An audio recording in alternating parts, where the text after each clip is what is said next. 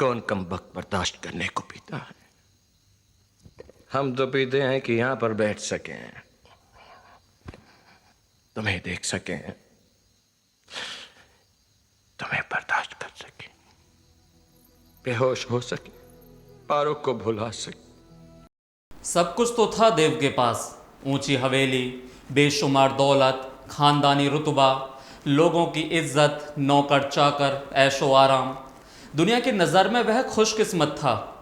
लेकिन फिर भी एक सवाल आज तक लोगों का पीछा करता है।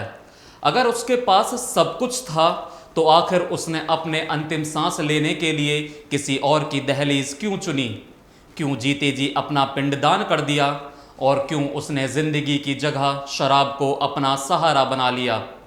अपने हिस्से की जिंदगी तो हम जी चुके चुन्नी बाबू, अब तो बस धड़कनों का लिहाज करते हैं। क्या कहे ये दुनिया वालों को जो आखिरी सांस पर भी एतराज करते हैं। जो इंसान सब कुछ होने के बावजूद शराब में डूबकर अपनी जिंदगी खत्म कर दे, उसे और क्या कहा जाए? लेकिन क्या सचमुच देव नासमझ था? अगर वह नासमझ होता तो पारों के दामन में बंधे हुए वो 3 रुपए देखकर एक पल में यह हिसाब कैसे लगा लेता कि 2 टका सूद के हिसाब से 13 साल बाद उसे 9 रुपए 36 पैसे लौटाने होंगे। इतनी बारीक समझ रखने वाला इंसान अपनी जिंदगी की कीमत नहीं समझ सकता था? नहीं, बात कुछ और थी। सच तो ये है कि देव के पास सब कुछ था सिवाय उस एक चीज के जिसके बिना जिंदगी सिर्फ सांसों का बोझ बन जाती है, प्रेम।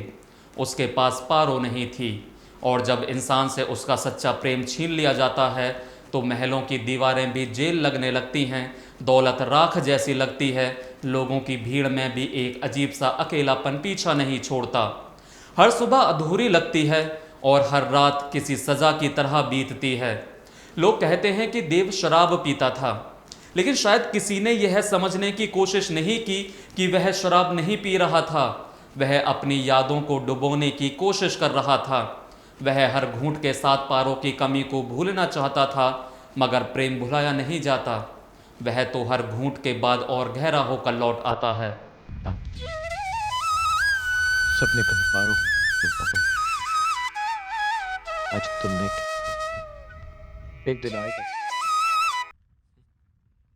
जिस दिन पारो किसी और की हो गई थी, उस दिन देव के भीतर कुछ टूट गया था। उसके बाद जो जिया वह सिर्फ उसका शरीर था, उसकी रूह तो वहीं कहीं पीछे छूट गई थी, उन गलियों में, उन यादों में जहां पारो अब भी उसके साथ चलती थी। और इसलिए जब देव उस दहलीज पर पहुंचा जहां उसे पहुंचना था, तब उसने सिर्फ अपने प्राण नहीं त्यागे। सच तो ये है कि उसकी मौत उस दिन नहीं हुई थी। उसकी मौत पहली बार तब हुई थी जब उससे उसका प्रेम छीन लिया गया। फिर वह हर दिन मरा, हर रात मरा, हर याद के साथ मरा, हर अधूरे ख्वाब के साथ मरा। और आखिर में जब उसकी सांसें थम गईं, तब सिर्फ एक थका हुआ शरीर रुका था, क्योंकि देव तो बहुत पहले ही ख़त्म हो चुका था।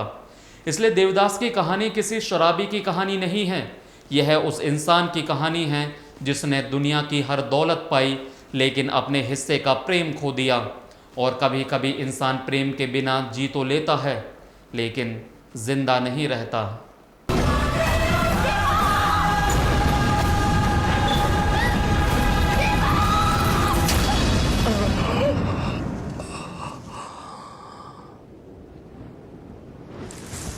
पारो।